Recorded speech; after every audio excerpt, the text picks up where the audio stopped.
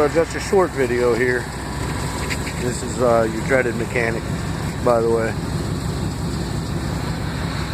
So, had this truck running.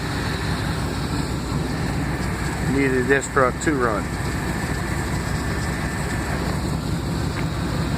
Both cables were a little short for the distance. So what I've found, 2 jumper cables with either a bolt or a screwdriver. Works a whole hell of a lot better than trying to attach each alligator clip to each other. Just doesn't get a good enough connection.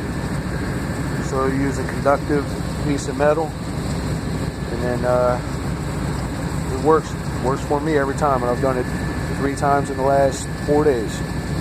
So hope it works for you. Have a good one.